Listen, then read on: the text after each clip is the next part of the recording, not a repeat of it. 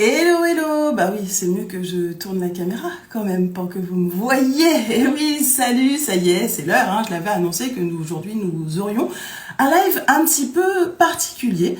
Donc ça tombe bien, je vais inviter notre participant du jour, un homme que vous aimez beaucoup.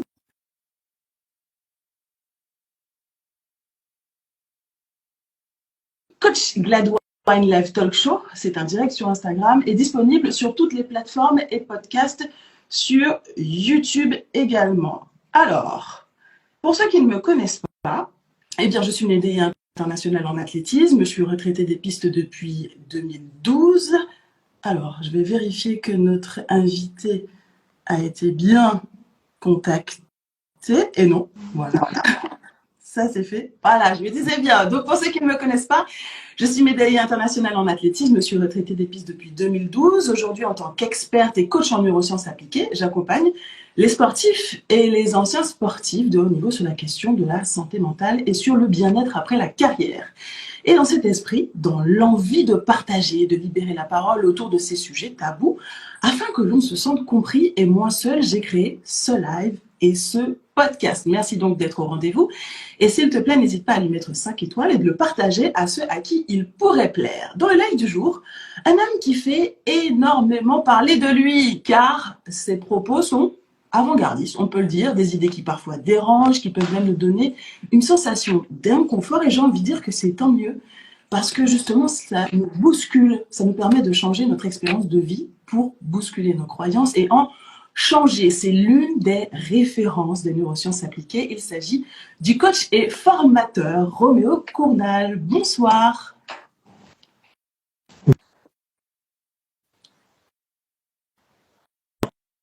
Alors, je ne sais pas si c'est moi qui ai un petit bug ou si c'est toi qui bug. Ah, voilà. C'est bon? Ça y est. Alors, on va pas te garder longtemps parce que tu es en direct de Dubaï et Oui, il est tard chez toi. Voilà, un c'est peu. plus 4 par Ça rapport incroyable. à l'heure hexagonale. Je sais que ton emploi du temps est chargé. Nos emplois du temps de jeudi sont assez chargés. Donc, un énorme merci d'avoir accepté mon invitation. Et justement, je parlais il y a 5 secondes de croyances. Alors, ça bug un petit peu. Est-ce que c'est moi qui bug ou est-ce que c'est toi qui bug? Alors, il est possible que ce soit moi. Alors, je vais juste libérer un peu de bande passante du coup. Oui, vérifions les bandes passantes. Moi de même, je vais fermer tout ça. En attendant, merci d'être avec nous, de nous rejoindre dans ce live. Vous l'avez compris, nous sommes en direct. Alors ce soir, vous ne pourrez pas poser de questions directement à Roméo Cournal parce que, bien vous l'avez compris, le temps est un petit peu juste. À l'aube des Jeux Olympiques de Paris 2024, ça me semblait important d'aborder certains sujets. Ça me semblait important aussi d'aborder certains sujets pour ceux qui sont qualifiés pour les JO 2024, mais également pour ceux qui ne sont pas qualifiés pour les Jeux Olympiques de 2024, parce qu'après 2024, n'est-ce pas Roméo, il y a 2028. Et 2028, ça se prépare dès maintenant. Oui, absolument. Absolument. Tout à En tout cas, l'heure, il vaut mieux. en tout cas, il vaut mieux. On vous le conseille. Maintenant, vous faites ce que vous voulez, vous avez l'information, vous en faites ce que vous voulez. Justement, alors en introduction, je parlais de croyances. Au-delà de quelque chose qui se passe comme ça dans la tête, on croit. Les croyances, finalement, c'est biologique, ça se passe dans le corps et c'est même vérifiable. Oui, absolument. Absolument. Une croyance, c'est en fait la neurochimie que va produire le corps une fois que le système nerveux est exposé à une information. Alors, dit comme ça peut paraître un peu bâtard, mais en réalité, c'est très simple. C'est très simple. Prenons l'exemple, tiens, nos sportifs, à tout hasard. Euh, prenons l'exemple de, d'une performance. Il y a un championnat, il y a une course, il y a, que sais-je encore, un match, et il y a possibilité justement de gagner une médaille, de gagner un titre, etc. Et on va dire que la croyance sera la neurochimie que va produire le corps, en fait, lorsque le sportif va penser en fait à la compétition, à la victoire et à l'après. D'accord? Alors, dit comme ça a l'air d'être hyper simple, hein, et c'est vrai que ça l'est. Mais il y il y a un mais, sinon c'est pas drôle. Le mais, c'est que l'essentiel de nos croyances nous sont totalement inconnus.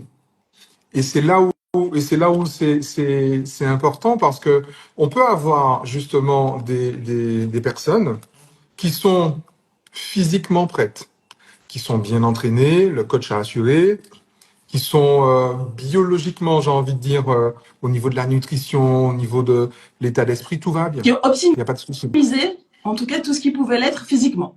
On va dire ça. On va dire que ce sont des personnes qui sont optimisées du point de vue sportif. Ok. Mais il se peut que l'expérience, puisque c'est un comportement, hein, gagner une course, c'est un comportement, gagner un titre, c'est un comportement, d'accord?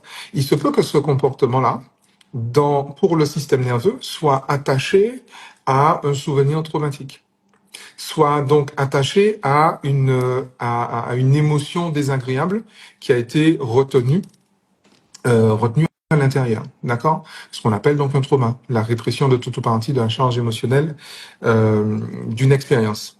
Et cette expérience passée va en vrai déterminer le comportement en fait du sportif et donc ses performances en vrai. Et donc, pour vulgariser le truc, puisqu'on est l'année des Jeux Olympiques, on pourrait, à l'idée juste d'évoquer le mot Jeux Olympiques à un sportif, rappeler un trauma, Oui. et donc il s'empêcherait limite de se qualifier parce que les Jeux Olympiques sont associés à une émotion désagréable. Complètement. Complètement. Alors ça peut être extrême, ça peut être totalement anodin, hein. Et puis ça peut aussi donc créer un trigger, c'est-à-dire le simple terme effectivement jeu olympique sera trigger pour le système nerveux qui va donc, puisque c'est trigger, il va émettre une réponse de stress, agressivité, fuite ou sidération. Et l'idée c'est que oui, paralysie si tu veux.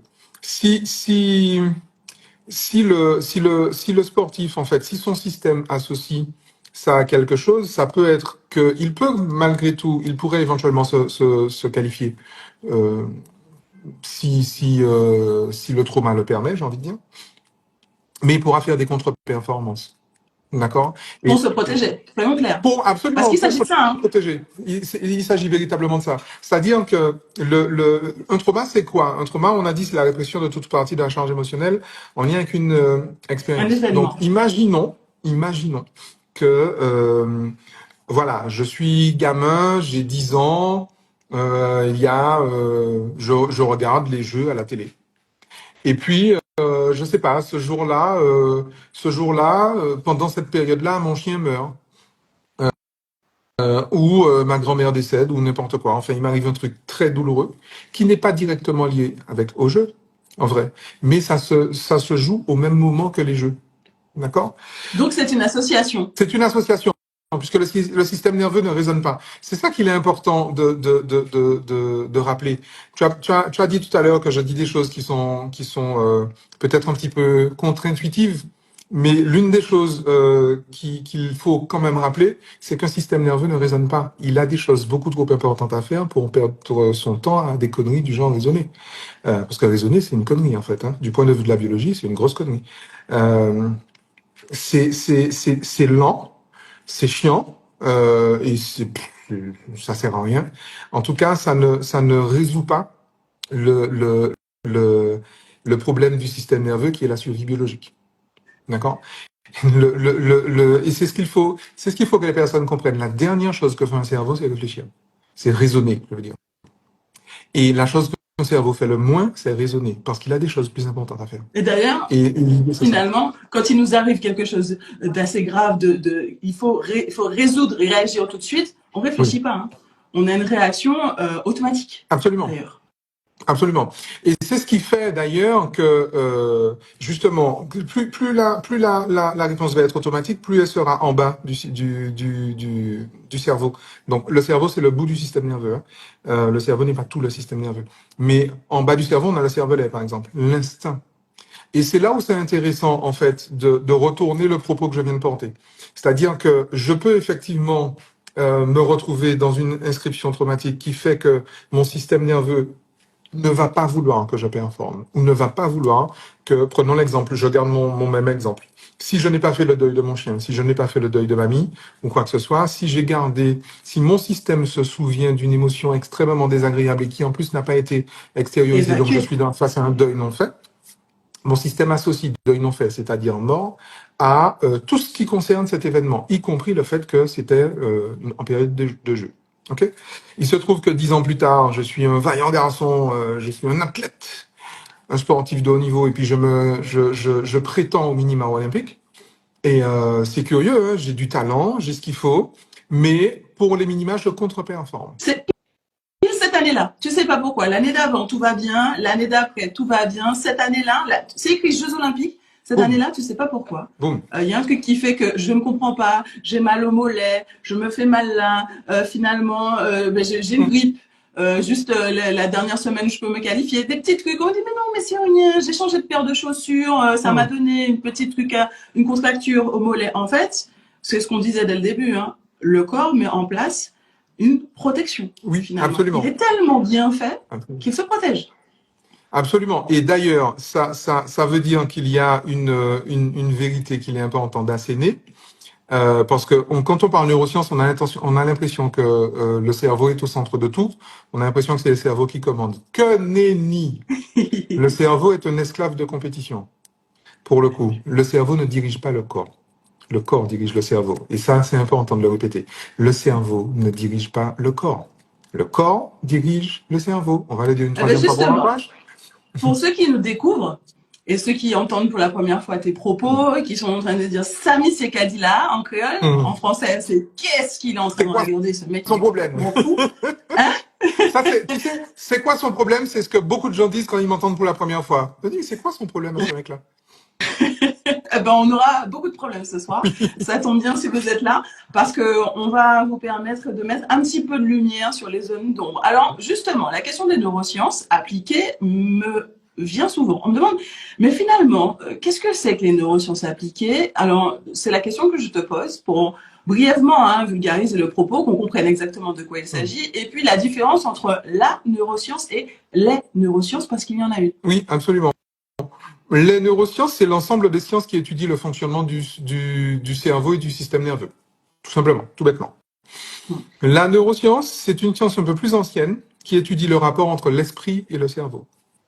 La neuroscience, du fait même de sa définition, introduit un élément qui n'est pas scientifique. C'est assez sympa pour une science. C'est-à-dire l'existence de l'esprit. L'esprit n'est pas un fait scientifique. Un fait scientifique est montrable, et prouvable, démontrable et mesurable. Alors, je laisse les internautes 4 heures pour répondre à la question comment mesurer son esprit. On vous attend. Donc, rendez-vous à la Coda. Et l'idée, c'est vraiment ça, c'est que l'esprit n'est pas un fait scientifique. Et pourtant, la neuroscience introduit dans sa définition à elle-même un fait qui n'est pas scientifique. Pourquoi? Parce que la science est de l'ordre de la partie, la vie est de l'ordre du tout. C'est Jules-Henri Poincaré qui dit ça. Par contre, Roméo Cournal rajoute, aussi immense que soit la partie, elle reste infinitésimale face au tout. Donc, aussi immense que soit la science, elle reste anecdotique face à la vie. D'accord? Donc, c'est ça qui est important, qu'il est important de rappeler, parce qu'on a un peu tant d'ancienne hype autour des neurosciences, où on se dit, la science, on a remplacé Dieu par la science. Quelle idée. On se dit, si c'est prouvé scientifiquement, c'est vrai. On dit que la science, c'est la caution de la vérité. C'est exactement l'inverse. La science ne dit jamais ce qui est vrai. La science dit ce qui n'a pas encore été prouvé comme faux. Finalement, c'est une preuve en soi aussi. Absolument. C'est une erreur en soi aussi. Une preuve scientifique est une erreur en soi aussi. Et là, c'est Karl Popper qui le dit. Donc, vérifiez. L'idée, c'est quoi? L'idée, c'est que pourquoi il est important justement d'avoir cette approche neuroscientifique, parce que c'est une approche corps et un sportif. Il me semble que son outil, c'est son corps. Et l'idée, il est important de comprendre certaines situations de contre-performance. D'accord? Alors, il faut pas en faire une généralité, parce que c'est plus complexe que ça. Mais si il y a tous les paramètres sont au vert, comme on dit à Kourou, et que malgré tout, il y a contre-performance, il se peut qu'il y ait un conflit neuro-émotionnel qui fait que qui stresse le système nerveux. Et si le système nerveux stresse, il va émettre une réponse de stress. C'est pas la peine de discuter avec lui. Tant qu'il y aura un stress, il va émettre une réponse de stress. D'accord? Et peut-être que la qualification peut être peut être stressant inconsciemment. Hein. Peut-être que euh, l'après-qualification peut être stressant. Peut-être que c'est le titre qui peut être stressant. Il y a tellement de choses qui peuvent être stressantes pour un système nerveux. C'est 4 milliards d'informations à la seconde. On a le temps de voir venir. Hein. Et ça, c'est extrêmement important, en fait, de le préciser. Mais, parce que bon, là, on n'est pas sur une note un petit peu, j'ai envie de dire, désagréable. Mais à l'inverse, puisqu'on parle de performance, là, aujourd'hui, à l'inverse, qu'est-ce qui fait que certaines personnes surperforment, en vrai? Ce qui fait que certains sportifs surpassent d'autres. Bien évidemment, le travail, bien évidemment, l'entraînement, évidemment, oui, mais ça, c'est une base. Tous les sportifs font ça. Mais deux sportifs vont s'entraîner pareil, vont être sérieux pareil, vont être focus pareil. Il y en a un qui sera un champion, et puis l'autre sera un super champion. J'ai même envie de dire des jumeaux. Donc ça veut dire que génétiquement très proches, le plus proche possible. Ouais. Des jumeaux peuvent s'entraîner pareil, avoir le même entraîneur, faire la même chose, manger pareil, dormir pareil, et finalement performer différemment. Totalement. L'un sera un champion, l'autre sera une légende. Ok? C'est dû à quoi? C'est dû au fait que le cerveau, justement, le système nerveux, pas le cerveau, justement, le corps est rendu accro, en fait, à la célébration de la victoire. Donc, j'aurais dit ça plus lentement. Le corps est rendu accro, donc on a développé une addiction neurochimique à la célébration de la victoire. Pas à la victoire, hein, à la célébration de la victoire. Il se trouve que pour célébrer une victoire, il faut d'abord la décrocher. Mais l'idée, c'est que la victoire, finalement, devient juste un accessoire. C'est juste un accessoire qui permet un passage obligé, qui permet au corps d'aller chercher sa dope, qui est la célébration de la victoire. D'accord? C'est pour ça que je parle d'addiction, c'est bien, c'est volontaire. Hein. Il s'agit véritablement de ça. Et alors, je suis en train de décrire une technique relativement courante et connue, quoique un peu particulière à mettre en œuvre, de préparation mentale des sportifs de haut niveau. Oui, c'est ça. On met généralement en place sa célébration bien avant la compétition. Et d'ailleurs, ça devient presque une routine. On apprend à ça devient plus qu'une routine. Ça devient c'est pour ça que je parle de dope. Ça devient un vrai objet addictif. Et ça donne des comportements qui sont assez particuliers.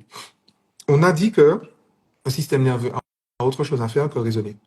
Lorsque ce qui fait qu'une légende va devenir une légende, un sportif va devenir une légende, c'est parce que son corps, en fait, va performer au niveau de son subconscient et non pas au niveau de son conscient.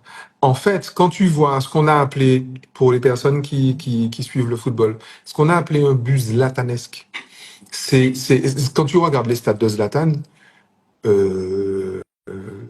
bon, quand tu vois ce qui se fait aujourd'hui, pas tant que ça, finalement. Pas tant que ça. Mais qu'est-ce qu'un but zlatanesque? Un but zlatanesque, c'est un but qui est marqué d'instinct. Et ce qui fait une légende, ce qui fait un Cristiano, un Mbappé, un Messi, que sais-je encore, un Bellingham, c'est le but d'instinct. Où tu te dis, mais où est-ce que le mec est allé chercher ça? Et on se rend bien compte que ça, c'est pas à l'entraînement qu'on le voit, ça. Un but zlatanesque, on ne s'entraîne pas à marquer un but zlatanesque. Mais l'idée, c'est que plus on fonctionne avec le bas du cerveau, plus on a des ressources, plus on a de la vitesse, et plus on a des performances, une excellence psychomotrice. Donc, quand tu parles du bas du cerveau, on parle du système nerveux automatisé. Oui, mais je parle surtout du reptilien. Du reptilien. Ah, du reptilien. C'est ça. L'instinct. En vrai, l'instinct. C'est-à-dire que certains vont parler de flow, certains vont parler de j'ai entendu, je crois que c'est pas Teddy Riner, oui, je crois que c'est lui.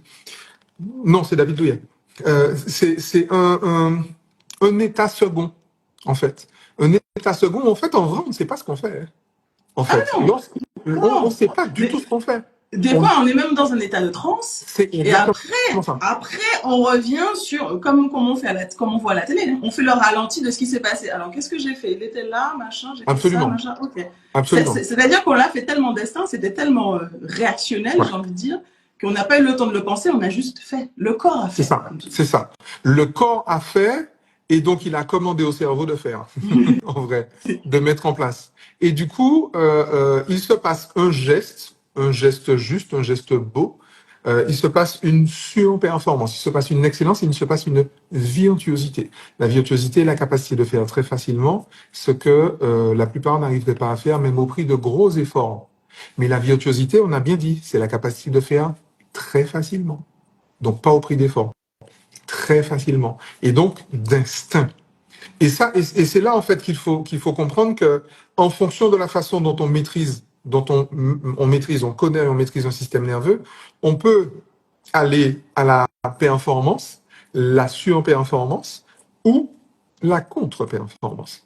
D'accord? Et quand tu disais, parce que c'est étonnant, hein, on ne le sait pas, mais quand tu disais que le corps a agi avant qu'on s'en rende compte, eh bien oui, on s'est rendu compte, les études l'ont montré, moi je ne suis pas chercheuse, hein, mais je lis ce qui est écrit, alors vous pouvez débattre et vous pouvez remettre en cause des études, mais toujours est-il que les aires motrices sont sollicitées avant même que le cortex s'en rende compte. C'est incroyable, ça veut dire qu'on a constaté, oui, je sais que c'est étonnant, mais on a constaté que ton corps s'était déjà mis en mouvement pour aller vers le frigo avant que toi-même tu réalises que tu as envie d'aller vers le frigo. Absolument. Après, bien sûr, tu as le choix d'y aller ou de ne pas y Absolument. aller. Mais tes aires motrices ont d'abord été sollicitées avant que tu te rendes compte. Alors, et bien sûr, c'est à une vitesse super infinitésimale, j'ai envie de dire. Mais qui est énorme. Hein. Alors, il faut bien le dire. On est en train de parler de 100 millisecondes, mais 100 millisecondes, c'est énorme. Du point de vue d'un système nerveux, c'est juste, mais c'est le bout du monde. Hein. C'est de la Terre à la Lune. Hein. C'est énorme, 100 millisecondes. En termes d'informations que l'on peut traiter, c'est juste énorme. Et donc, et finalement, de comportements que l'on peut mettre en place. Et ça, c'est extrêmement important, en fait, de le dire, puisque on a dit tout à l'heure que s'il y a contre-performance, alors que tous les autres paramètres sont au vert, c'est qu'effectivement, il y a un conflit neuro-émotionnel, il y a une réminiscence d'une inscription traumatique liée à l'expérience de la victoire. Mais si il y a surperformance, ça veut dire, s'il y a virtuosité, ça veut dire que non seulement il y a absence de stress, mais en plus, il y a addiction neurochimique. Et ce qui explique aussi, parce que quand on voit tous ces millionnaires, voire milliardaires qui sont sur le banc et qui jouent pas un jour de match comme ça et qui fait la gueule parce qu'il joue pas, on se dit mais pourquoi il fait la gueule? Le mec, il a son salaire à la fin du mois. Pourquoi il a toujours son million? Pourquoi il fait la gueule? Mais en fait, il fait la gueule précisément pour ça, parce qu'il sait, son corps sait qu'il n'aura pas la fameuse neurochimie, sa drogue, purement développée par son corps. Il est en manque, tout simplement. Il fait la gueule parce qu'il en manque. Alors, il ne le sait peut-être pas lui-même, mais il fait la gueule parce qu'il en manque. C'est ça. J'aime bien, tu sais, aux Antilles, tu te souviens de cette expression quand on parlait des gens qui aimaient jouer au ballon. On les appelait des chiens-boules. ils pensaient ballon, et enfin, voilà, ballon. Et puis, on a des exemples hein, de chiens-boules dans l'histoire de... David Beckham le montre, hein, sa mère le dit, hein, il dormait avec son ballon, il jouait avec son ballon, il mangeait avec son ballon. Le mec, il se baladait avec son ballon sous le bras toute la journée. Moi, j'ai l'âge de me souvenir des photos d'enfance de Michel Platini. La première photo, la photo où on le voit le plus jeune, il a à peine 4 ans. Le ballon est peut-être presque aussi grand que lui, mais il a un pied sur le ballon. Je crois que je crois que David Trezeguet aussi, sa mère disait qu'il allait il allait au collège avec son ballon, il allait au lycée avec son ballon. Il y a une adulation, il y a un truc, il y a une addiction. En fait, le ballon, c'est pour ça qu'on les appelle des chiens-boules en créole. Mais l'idée, c'est vraiment ça. Il est vraiment important de comprendre que oui, le talent, oui, le travail, mais ça ne suffit pas. Ça ne suffit pas pour être une légende, en fait. Il faut avoir le corps d'une légende. Et donc, il faut être débarrassé de tout ce qui pourrait entraver l'expérience de la légende. Et en plus, il faut avoir cette addiction, cette folie. En fait, tu en parles mieux que moi, mais je crois qu'effectivement, il y a des comportements dans le sport de haut niveau, mais on frise la psychopathologie. on, est dans- on est vraiment dans un truc comme ça, on est dans une obsession, véritablement. Mais cette obsession-là, être une légende est au prix de cette obsession-là, en fait. C'est ça l'idée. Alors, justement, puisqu'on parle d'addiction, ces addictions arrivent dans le corps par un certain moyen, Oui. évidemment. Des moyens qui sont relativement peu connus dans le monde sportif, hein, on en parle très peu. Il s'agit des neurotransmetteurs, en fait. Qu'est-ce que c'est qu'un neurotransmetteur? Comment ça fonctionne? Et à quoi ça sert? Qu'est-ce que c'est? Alors, vulgarise le truc. Pour le coup, déjà, je veux réagir parce que jusqu'à même je suis surpris que tu dises que ce soit peu connu. Je pensais que ça l'était plus. Je pensais que c'était justement dans le milieu sportif, en tout cas du sport de haut niveau, que c'était une connaissance de base. Mais apparemment, ça j'ai l'est envie pas. de te dire, c'est une connaissance pas de base. C'est-à-dire qu'on en parle jamais. Jamais. D'accord. C'est-à-dire que là, la corrélation entre le cerveau et la performance, bien sûr, ma tête réfléchit, ça veut Oui, dire que mon corps, tu viens de dire l'inverse, hein. Oui. Tu viens de dire l'inverse, mais dans la pensée commune, voilà, c'est bien j'ai visualisé un mouvement, mon coach m'a dit de faire ça, j'ai répété, j'ai fait ma routine, etc. Donc je vais répéter un mouvement qui a été automatisé le plus possible. Mais c'est mental. C'est tout. Une fois qu'on a dit ça, on a fini avec la relation entre le cerveau et la performance. Donc j'ai voulu te poser une question tout à l'heure qui paraît vraiment anodine, mais on va y répondre au fur et à mesure. Limite, quel est le lien entre le cerveau et la performance? Bon, on a commencé à y répondre, on va y revenir pour faire le résumé tout à l'heure. Donc, justement, parle-nous de ces fameux neurotransmetteurs. Ben, c'est justement le lien entre le cerveau et la performance. On n'en parle jamais. C'est le lien entre le système nerveux et la performance. Les neurotransmetteurs, comme leur nom l'indique, hein, sont des substances qui transportent l'information dans le système nerveux. Ce sont des transmetteurs. On dit aussi électrochimique. Absolument. On parle aussi de neuromédiateurs, mais c'est pareil, hein, on transporte une information. Et ces neurotransmetteurs, alors il y en a une cinquantaine, il y en a 4 qui sont principaux. 2 excitateurs et 2 inhibiteurs, puisqu'en fait l'équilibre justement psychomoteur, l'équilibre du corps, l'équilibre neurologique, et tout comme l'équilibre psychologique d'ailleurs, hein, est une balance, une harmonie en fait entre l'excitation, l'inhibition, le mouvement, le repos. Le neutre n'existe pas. On est non, jamais. Hein. Enfin, si, on appelle ça des cadavres. Mais, mais tant qu'on est vivant, oui. Tant qu'on est vivant, il y a toujours cette danse-là, il y a toujours ce mouvement. Et l'idée, c'est que, par exemple, on parle justement de neurotransmetteurs, les neurotransmetteurs principaux. Donc, les 2 principaux excitateurs sont la dopamine et l'acétylcholine. Les 2 principaux inhibiteurs sont le GABA et la sérotonine. Alors, évidemment, il y en a d'autres, et puis il y a des neuropeptides, il y a des hormones, etc. Mais restons sur les neurotransmetteurs. Pourquoi? Parce que j'ai parlé de la dopamine, et la dopamine a quelque chose de particulier. C'est que précisément, quand on parle d'addiction, on parle forcément de décharge dopaminergique, en vrai. En vrai, alors, autre idée contre-intuitive, autre affirmation contre-intuitive, on n'est jamais accro à une substance, on n'est jamais accro à un comportement, on n'est jamais accro à une personne, même pas à son PN préféré. On est accro à la neurochimie. Alors, quand il dit PN, c'est pervers narcissique préféré, oui. Bien sûr. Oui, c'est vrai. Mais on est accro à la décharge dopaminergique, à la neurochimie que provoque la substance. Enfin, que l'interprétation que je fais de la consommation de la substance, l'interprétation que je fais du fait de poser l'acte. C'est ça, en fait, qui va provoquer chez moi une décharge dopaminergique. C'est pour ça que je dis que c'est un entraînement, c'est un conditionnement, en fait, et on a une personnalité qui va avec, d'accord? Et donc, on voit le monde d'une certaine façon. On interprète le monde d'une certaine façon. Aucune personne ne connaît le monde. Personne ne sait à quoi il ressemble. Pour la bonne et simple raison que tout le monde a un cerveau. Même les personnes dont on a l'impression qu'ils n'en ont pas, ils ont un cerveau. Et le cerveau ne sert pas à percevoir le monde. Le cerveau sert à interpréter le monde. Et donc, dans ma façon que j'ai d'interpréter le monde, je vais finalement interpréter les stimuli que j'ai d'accord? Je vais produire la neurochimie qui va avec, qui elle-même va produire le comportement qui va avec, d'accord? Et c'est ça qu'il est important de retenir. La dopamine va justement donner cet aspect addictif. Et c'est la raison pour laquelle, alors ton public le sait, mais peut-être que le grand public ne le sait pas, on a tous vu que, surtout par exemple les footballeurs, parce que c'est certainement le sport le plus populaire, ils ont une façon particulière de célébrer justement leur victoire. Et cette célébration est un geste d'ancrage.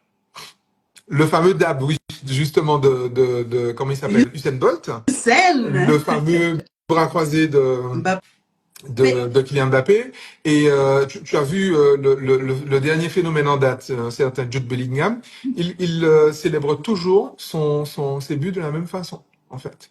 Et je veux bien croire, je ne connais pas leurs préparateurs mentaux, mais j'imagine que c'est ça l'idée, hein, puisque ça sert à ça.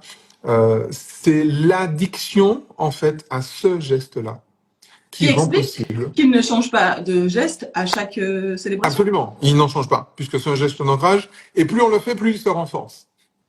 C'est pour ça qu'on a on voit des stats. Enfin, moi, je vois les stats un peu surtout au football, et je m'amuse justement à faire les comparaisons des stats des petits jeunes aujourd'hui et les stats du temps de Michel Platini. C'est pour ça que l'écart est assez impressionnant. On se dit, mais attends, comment ça se fait que ces gens-là étaient des légendes, alors que tu as des petits qui arrivent, qui n'ont même pas encore 20 ans, qui ont déjà les stats de ces légendes-là. C'est ouf quand même. Tu sais, tout à l'heure, je voyais un truc, je sais pas comment s'appelle ce petit jeune. Je crois que prochainement, Rafael Nadal va affronter un petit jeune qui n'était pas né encore quand quand lui il était déjà champion. Il n'était pas encore né. Il le crie sur les réseaux sociaux d'ailleurs. Il dit qu'il va affronter Rafael Nadal et il n'en croit pas, quoi. Ses yeux, ses oreilles, son corps. C'est fou quand même, hein. C'est fou. Et ça, en fait, moi, j'y vois les progrès de la science, les progrès de la connaissance justement neuroscientifique, de la connaissance en matière de neurochimie. J'y vois en fait ces progrès-là, et c'est ce qui explique que les stats soient aussi impressionnantes. Après, il y a d'autres phénomènes, l'effet Bannister, tout ça, mais ça relève aussi de la neuroscience, hein, l'effet Bannister. Et l'idée, c'est que l'effet Bannister, entre parenthèses, jusqu'à Bannister, tout le monde était persuadé, y compris des scientifiques, qu'on ne pouvait pas courir le miles en dessous de je ne sais pas combien, 10 secondes. Et puis, de 4 minutes. On ne pouvait pas courir en dessous de 4 minutes. Ouais. Et puis, il y a le premier, il y a un mec le mec qui a visualisé, d'ailleurs, il s'est dit, mais moi, je vais le faire, je vais être le premier, et il l'a fait.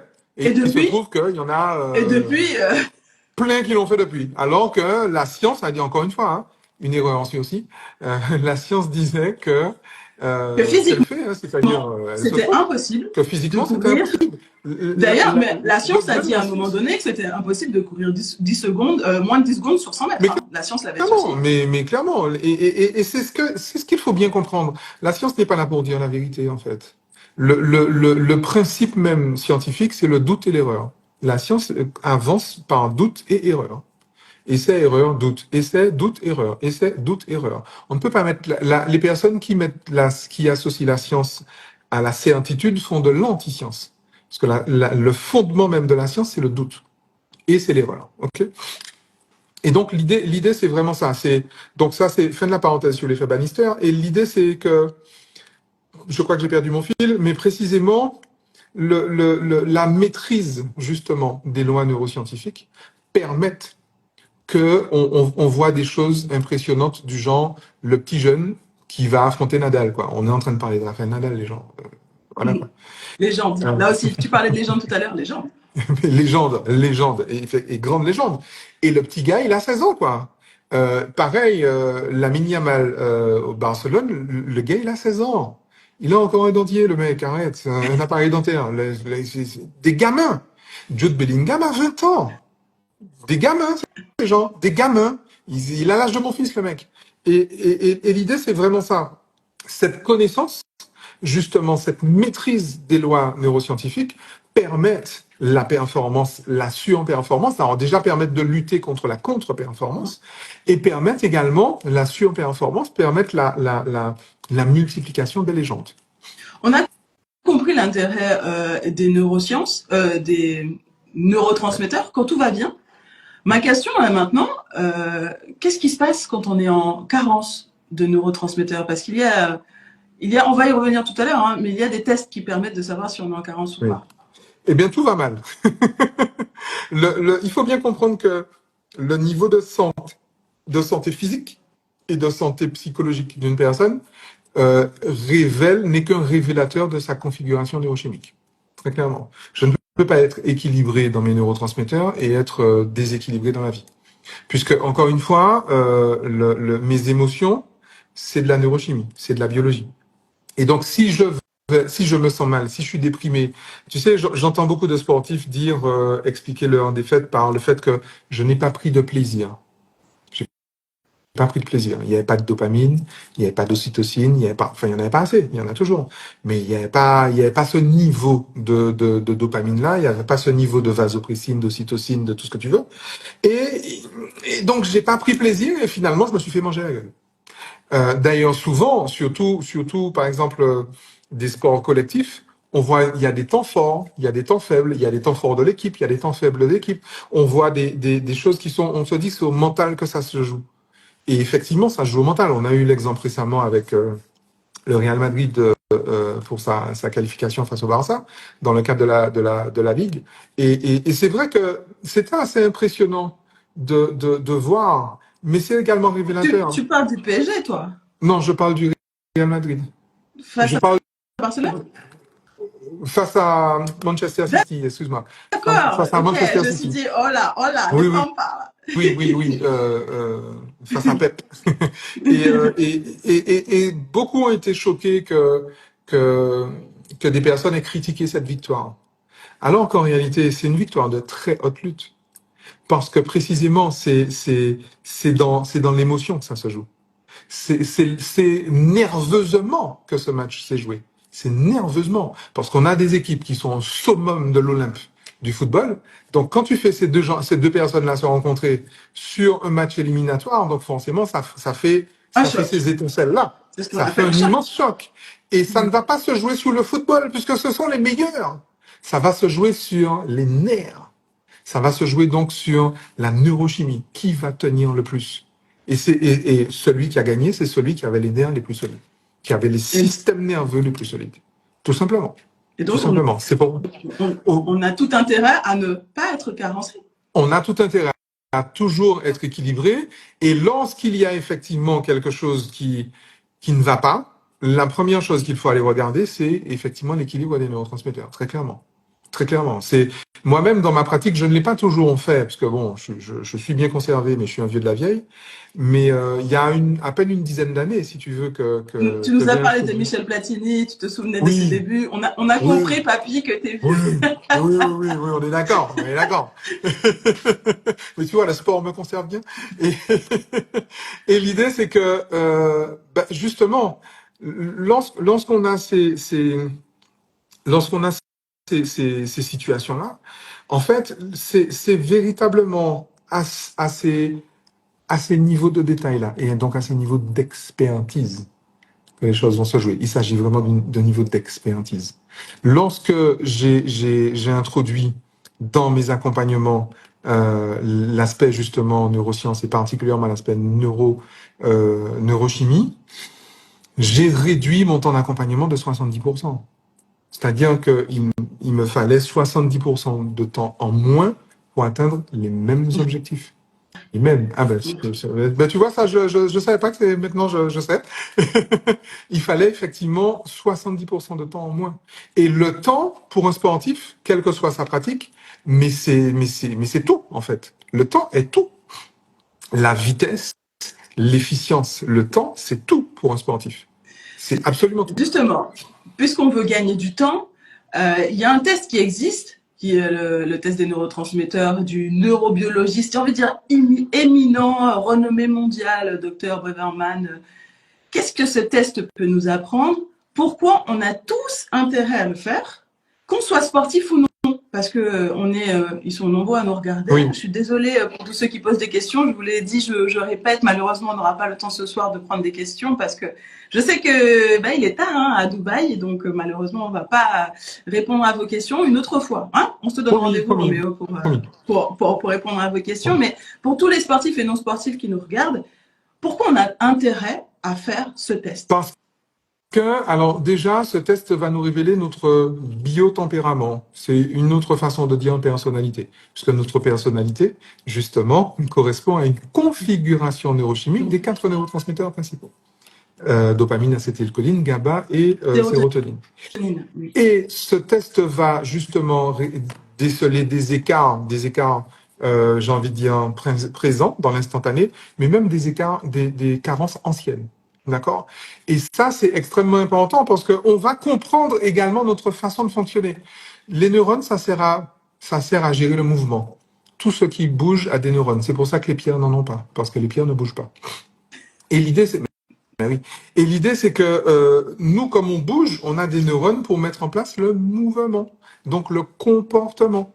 Et ces comportements étant justement gérés par les neurones, c'est à travers les informations qui sont transportées par les neurotransmetteurs. C'est comme ça que le corps va communiquer en fait au cerveau pour lui envoyer des impulsions effectivement électriques, neurochimiques, pour lui dire écoute, fais ça, fais ça, fais ça, fais comme ci, fais comme ça, fais comme ci, fais comme ça. Et en fait, finalement, notre façon de penser, notre façon de ressentir, notre façon d'agir, donc notre personnalité, correspond à une configuration neurochimique. Donc déjà, ce test-là va nous donner notre biotempérament, va nous dire comment on fonctionne. Et on va comprendre, c'est assez surprenant de voir comment effectivement... On se reconnaît finalement, en lisant le résultat. Toujours. C'est fou, c'était inscrit, c'est biologiquement inscrit. Ça nous révèle, en fait. Ça nous révèle. Et c'est pour ça que le travail de Braverman, même si j'ai entendu quelques personnes le décrier, mais faites mieux, les gars. Hein. Faites mieux. Décriez toujours, mais faites mieux. C'est ça l'idée. Si vous êtes des scientifiques, faites mieux. Vous faites au moins aussi bien, différemment. Et l'idée, c'est que lorsque je vais connaître finalement ma façon de fonctionner, je vais donc connaître mes intelligences naturelles. Je vais donc connaître là où pour moi c'est plus facile. Et je vais beaucoup plus facilement trouver justement ma virtuosité, en fait. Je vais facilement trouver cette zone dans l'efficience, j'ai envie de dire. L'efficience. Dans certains milieux, on parle de zone de génie, mais moi je ne fréquente pas ces milieux-là. Mais la virtuosité, en fait, elle est là, elle est révélée justement par ça. Et puis effectivement, les carences vont nous apporter justement les tendances à une certaine agressivité, les tendances à une certaine apathie, les tendances à une certaine cogitation, les compulsions alimentaires, les compulsions sucrées, les compulsions salées, les compulsions amères, les compulsions grasses, dépendent justement de carences dans certains neurotransmetteurs. Et c'est là où c'est important. Pourquoi est-ce que la nutrition, ça bouge tellement? Parce que la nutrition est affaire d'émotion, hein, tout simplement. La nutrition est affaire d'émotion. Si les personnes, alors dans certains sports, dans tous les sports, le poids est important, mais dans certains beaucoup plus que d'autres. Mais le poids est une question d'émotion. Les personnes qui ont du mal, par exemple, à perdre du poids, à avoir une certaine silhouette, c'est simplement que le système nerveux, et là c'est toujours le cas pour le coup, le système nerveux ne se sent pas en sécurité. C'est-à-dire que consciemment, je veux avoir les six-packs, je veux ressembler à Beyoncé, je veux avoir le corps de Beckham, d'accord, mais mon système nerveux, lui, il n'est pas d'accord avec ça. Pour X raisons, mais il n'est pas d'accord. Et tant qu'il n'est pas d'accord, il va pas faire. Hein. Je vais mettre en place tout ce qu'il faut en matière de coaching, tout ce qu'il faut en matière de discipline alimentaire, tout ce qu'il faut. Mais fais tout ce que tu veux. Arrête de manger si tu veux. Mais tu n'auras quand même pas la silhouette parce qu'on ne force pas un système nerveux. On ne discute pas avec. En vrai, on ne le force pas en tout cas. On peut négocier, mais on ne le force pas. On lui apprend des choses, mais on ne le force pas. On a parlé de deux choses et ça me semble important de retracer justement le moment où on prend l'information jusqu'au moment où le corps réagit. Parce que c'est vrai qu'on a parlé de choses, de neurotransmetteurs, de cerveau, de reptiliens, on n'a pas encore parlé de limbique, on a parlé du cortex, mais justement, je pense que c'est important de retracer à quel moment on prend l'information. Allez, on va partir sur visuel pour que ça soit plus simple. J'ai une information visuelle qui m'arrive qu'est-ce qui se passe dans mon corps jusqu'à ce que je réagisse. Parce que on va y revenir tout à l'heure. Hein, l'émotion, qui vient de emovere, qui est un mot latin, et puis qui en anglais c'est motion. Emotion, oui, mouvement vers Donc, il l'extérieur, s'agit toujours. bien. Une émotion sert à bouger. Hein. Mais on va y revenir tout à l'heure. Alors, raconte-nous. J'ai pris une information visuelle. Qu'est-ce qui se passe dans mon corps jusqu'à ce que je réagisse? Je prends une information visuelle, je monte, j'allais dire au filet. Je suis en contre-attaque. Je vais, d'ailleurs, on appelle bien ça une prise d'information. Je lève les yeux, je vois la position du gardien, je vois la position des défenseurs, je vois la position de mes coéquipiers. Michel Platini, toujours la fameuse vista. Ok, j'ai la vista. Et du coup, l'information, en fait, va passer à travers différents canaux. On va pas entrer dans les détails, c'est pas, voilà. Et justement, là où tout va se jouer, c'est au niveau du filtre, en fait. Parce qu'il y a des informations qui sont conscientes et d'autres qui sont inconscientes. 1% des informations seront conscientes, tout le reste sera inconscient. Et dans ce filtre-là, le système réticulé activateur ascendant va faire monter à la conscience ce qui est important. Donc, ce qui est important, c'est pas la couleur du maillot du gardien. Ce qui est important, c'est la position du défenseur, sa vitesse, sa trajectoire. La position de mon coéquipier, sa vitesse, sa trajectoire. La position du gardien et sa possibilité, sa kinésphère, c'est la possibilité de mouvement qu'il a. Mouvement. Et puis, l'emplacement de la cage, ma vitesse à moi, la température, l'hydrométrie, le machin, tout ce que tu veux. Excellent. Et là, en fait, le cerveau se dit, je vais avoir ma calme. Super, je vais avoir. Ça sent bon.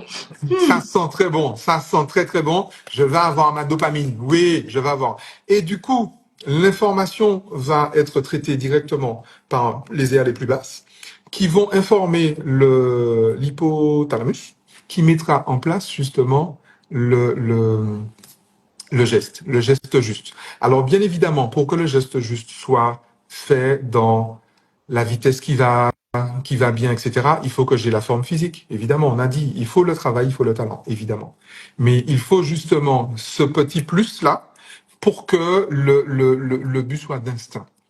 On a parlé là on parle de vista, mais il faut savoir qu'en fait, on a 5 sens qu'on connaît bien extérieurs, mais il y en a 5 autres qui sont des sens interoceptifs, dont l'un qui est la neuroception.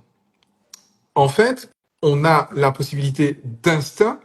On sent d'ailleurs, et quand on est on a un système tegumentaire, donc le système tegumentaire, peau, poils, ongles, cheveux, qui capte également des informations. On a un système facial, donc les fascias qui entourent tous les organes dans le corps, qui émettent et reçoivent des informations.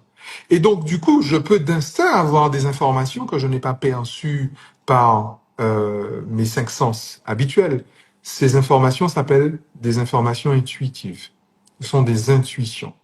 Et quand ton commentateur préféré, Dafoseka, dit il sait que son compatriote est là, que son coéquipier est là. Non, il ne sait pas. Il ne sait pas consciemment. Son corps sait. Son système nerveux sait, mais lui ne sait pas. Il sent. Et d'ailleurs, c'est ce qu'on dit. Je l'ai senti derrière moi. C'est ça. Ou même des fois, en fait, il y a même pas cette conscience-là. On est dans un flow, on est dans un truc. Et ce qui est intéressant, surtout dans les sports d'équipe, c'est que il va se créer justement ce qu'on appelle un égrégore. Un égrégore, c'est une entité en fait qui est créée par l'équipe elle-même. Et c'est pour ça qu'il y a des choses que l'on voit dans certaines équipes et pas dans d'autres. On ne peut pas voir au Paris Saint-Germain ce qu'on voit au Real Madrid. Pourquoi? Parce que c'est pas le même esprit. C'est une sorte d'alchimie, c'est une synergie. C'est ça, c'est une alchimie. Et il faut également se dire que c'est de la biologie. Cette alchimie-là, c'est pas vibratoire, c'est pas ésotérique. Hein. C'est de la science, c'est de la chimie, c'est de la viande. Hein. C'est véritablement de la biologie. Et c'est là que peuvent se mettre en place des phases de jeu. On connaît tous on voit bien, il y en a qui s'entendent mieux que d'autres. Il y en a qui sont en résonance mieux que d'autres. Je sais pas, Vinicius Rodrigo, Bappé Di Maria à l'époque. Les gens se trouvent, en fait. Ils se savent, ils se sentent, ils se trouvent. Et ça, en fait, c'est aussi de l'ordre de la neurochimie. Et pour que ça soit possible, il faut un certain nombre de, de, de, de paramètres dont on va pas débattre, mais il faut également cette liberté, et il faut que tout le monde soit libéré de tout ce qui peut gêner. Si dans une seule équipe, il y a un seul système nerveux qui est stressé par la coupe, l'équipe ne la gagne pas. Ou encore, le gars il se blesse et il va pas gagner. Ok, s'il y a un seul système nerveux, s'il n'y a pas tous ces systèmes nerveux qui résonnent, puisque ce sont des fréquences qui sont à la même vibration, qui jouent la même symphonie, il n'y a pas, il n'y a pas. Et c'est pour ça que voilà, je prends volontairement de façon un peu provocatrice l'exemple du Paris Saint-Germain, mais ce qui se passe autour détermine ce qui se passe sur le terrain. Et il y a des choses qui ne peuvent pas se passer sur le terrain, rien qu'à cause de ce qui se passe autour. Alors, il faudrait que effectivement, les gars du Paris Saint-Germain prennent des cours de neurosciences là-dessus, mais c'est juste pas possible physiologiquement. Il n'est pas possible de voir ce qu'on voit à Manchester, ce qu'on voit à Arsenal, à Dortmund, dans d'autres équipes qui sont des équipes mythiques. Dans une équipe où il n'y a pas cette résonance-là. Et d'ailleurs, à tel point qu'il y a de grandes équipes qui ont perdu de leur superbe parce que on a perdu un joueur, on a perdu un coach. J'ai envie de dire, là je pense à la Gioxer, qui à l'époque était the club. Alors moi, je pense à Saint-Étienne. Tu vois, il y a mais je suis plus vieux, donc. Oh, bon, Saint-Étienne, Auxerre, limite pour moi, c'est un peu kiff. Ouais, c'est côte à côte. Mais c'est vrai que il s'est passé un truc, un gars est parti, où le coach est parti, et puis finalement, même si des fois les joueurs restent les mêmes, le coach s'en va. Et il ne s'agit pas qu'une question de tactique. Il s'agit pas. Les joueurs n'ont pas perdu de leur technicité ni de leur physique. Les préparateurs physiques restent les mêmes généralement, etc. Et pour autant, il se passe un truc l'année suivante quand on perd le coach. L'expérience n'est pas la même. La personne, donc l'égrégore, l'esprit de l'équipe n'est pas le même. Et donc, il faut d'autres paramètres.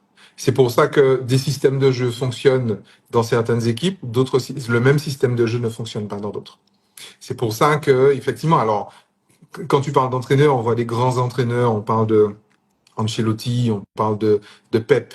Et récemment, on regarde ce que fait Xabi Alonso en Allemagne, à Leverkusen. Ça reste quand même très, très, très, très marqué. Xabi Alonso, enlève Xabi Alonso, il n'y a pas Leverkusen, il y a pas ça en tout cas, tu vois.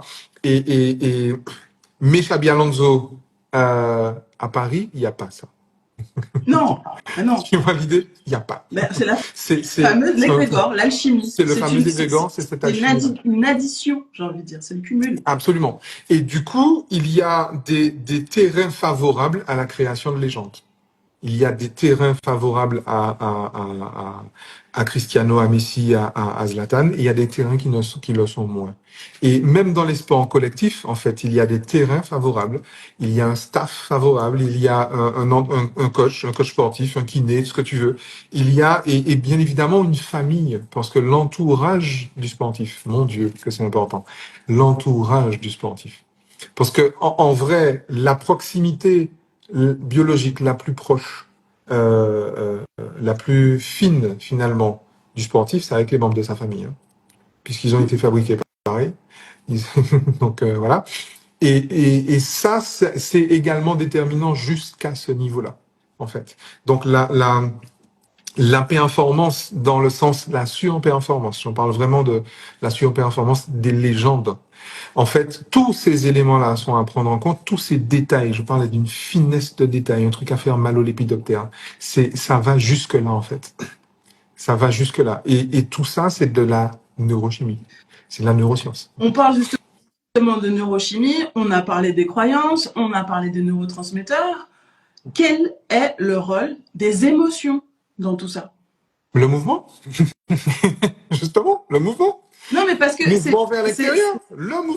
ça a l'air bête à dire, mais ce qui est important de rappeler, selon moi, c'est que l'émotion, elle est agréable et désagréable. Et désagréable.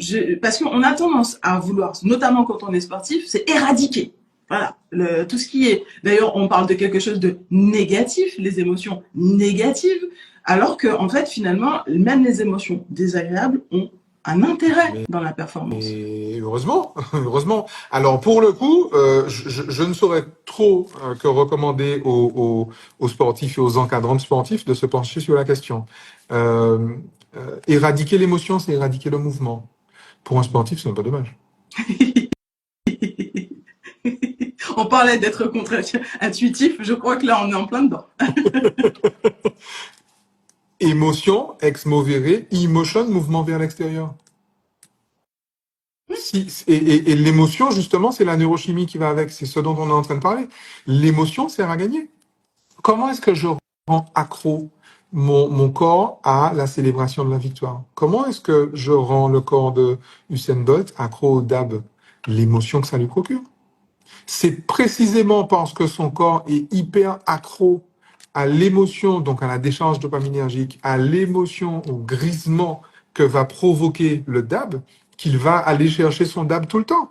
Le corps le système nerveux de Usain Bolt n'est pas accro à la course, n'est pas accro à la victoire, il est accro au dab. Sauf que pour le dab, il faut courir et il faut gagner. Mais c'est juste un accessoire, c'est un passage. Mais il est accro au dab, c'est-à-dire à la neurochimie, à l'émotion que va provoquer le dab. Mais ce qui est donc, il va aller important de rappeler, c'est qu'il n'est pas possible d'éradiquer une partie de l'émotion. On ne peut pas choisir d'éradiquer.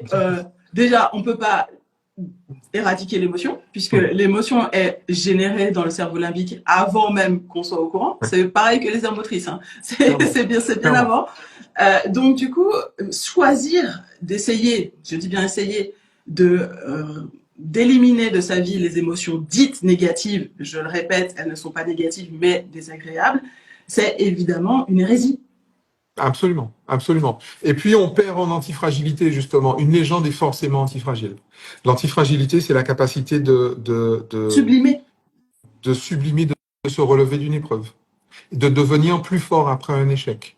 Donc si je n'apprends pas à échouer, si je n'apprends pas à douiller ma race, à pleurer comme un gamin lorsque j'échoue, je ne peux pas en fait grandir. Parce que l'idée, une légende, c'est quelqu'un... Je t'arrête 2 secondes parce que certains vont parler de résilience. On parle bien ici d'antifragilité. Et donc, j'aimerais bien que tu mettes en lumière la différence entre les deux.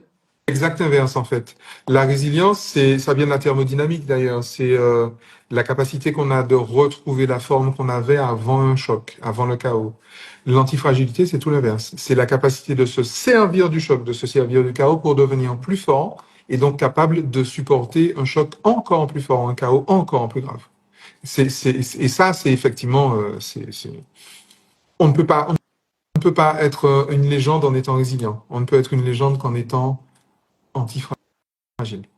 Et cette antifragilité-là, elle se nourrit, elle a besoin du chaos, elle a besoin de l'émotion désagréable, en fait. Elle a besoin de ça. Parce que si je ne connais pas la honte, si je ne connais pas la déception, si je ne connais pas la tristesse de la défaite, comment je fais pour devenir une légende? C'est quoi? Les personnes qui ont le plus réussi sont celles qui ont le plus échoué. C'est Michael Jordan qui le dit encore mieux que moi. Il emploie d'autres mots, mais allez vous renseigner. Mais l'idée, c'est vraiment ça. Et en parlant d'égrégore, il a un bel exemple d'égrégore parce que il le dit qu'il a essayé de gagner tout seul pendant très longtemps. Il a essayé de monter ses stats partout, là où il pouvait, etc. Et il s'est rendu compte que malgré le fait qu'il montait ses stats tout seul, qu'il devenait le meilleur, incroyable statisticien, etc., de record, son équipe ne gagnait pas. Jusqu'à ce qu'il comprenne qu'il fallait jouer avec l'équipe et qu'il faisait partie d'un tout, n'est-ce pas? Dans un sport d'équipe, c'est mieux. En tout cas, dans un sport d'équipe, c'est mieux. C'est mieux. Alors, on verra. Il y a des joueurs qui portent l'équipe et puis il y a des joueurs où l'équipe joue pour le joueur. Et puis il y a des équipes où les joueurs jouent ensemble. Et la Oui, non, différence est là. c'est pas beaucoup. Voilà.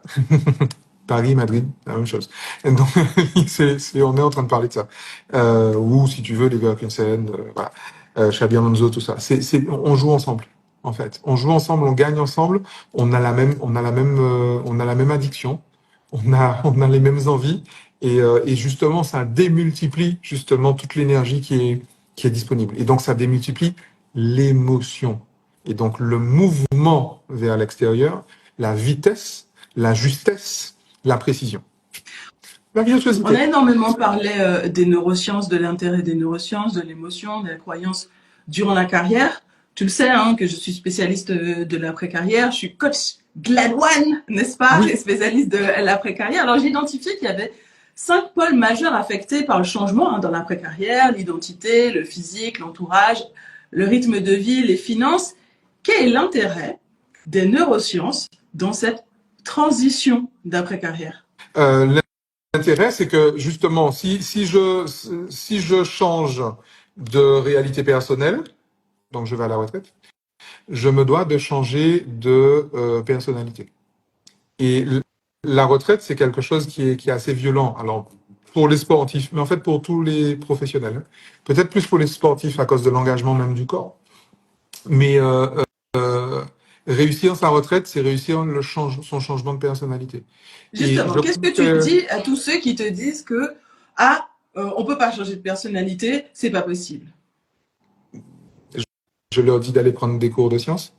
On va pas discuter plus longtemps que ça. Hein, je dis pas, on va pas discuter plus que ça. Mais l'idée, c'est vraiment ça, parce que l'idée, c'est que je crois que les personnes qui vivent le plus mal la fin du sport de haut niveau sont des personnes qui veulent garder la personnalité qu'elles avaient sur les stades et les En terrains carrière? en carrière, en dehors du terrain. C'est juste pas possible. Tu n'as pas la même personnalité. Tu es la même personne, mais tu n'as pas la même personnalité. Et ça c'est extrêmement important. Réussir sa retraite de haut niveau, c'est réussir son changement de personnalité. Puisqu'on change de vie de Justement, toute façon. d'un point de vue neuroscientifique, alors on parle généralement de petites morts, d'un deuil à faire. Ouais. En quoi c'est important, d'un point de vue neuroscientifique, de faire le deuil? Parce que le deuil, c'est la vie. Aujourd'hui, on est... Alors, j'allais dire on est le 25, mais chez moi, on est déjà le 26, puisqu'il est minuit passé. Si je vis aujourd'hui le 26 avril, je dois avoir fait le deuil du 25. Le deuil, c'est la capacité que j'ai de vivre sans un élément avec lequel je vivais. Donc, il y a un élément avec lequel je vivais hier, c'est que c'était le 25. Il y a un élément avec qui je ne peux pas vivre aujourd'hui, c'est qu'on est le 26 et le 26 n'est pas le 25. Et ça veut également dire que le 25 ne reviendra jamais. Et le principe, il est là. Faire le deuil du stade, faire le deuil des stages, des tournées, etc., des championships, etc., c'est être en capacité de vivre une vie tout aussi agréable, tout aussi excitante, tout aussi même intense, sans le stade. Être en capacité de vivre sans ma carrière et d'être aussi heureux et épanoui, mais sans ma carrière. Donc ça exige que je change de personnalité. On peut considérer qu'il y a 3 voire 4 deuils à faire. Il faut faire le deuil Oui, du sportif que j'étais, complètement. faire le deuil de De la la carrière carrière. dont j'ai rêvé que je n'ai pas eu, la carrière que j'ai eue, Oui. et il resterait un quatrième, éventuellement. Absolument. Mais celui que tout le monde oublie. Les circonstances de la séparation. Les circonstances. La manière dont Qu'elles soient finalement, agréables ou désagréables, il y a toujours un deuil à faire des circonstances de la séparation. Puisque forcément, si je suis à la retraite, c'est que je me suis séparé de ma carrière.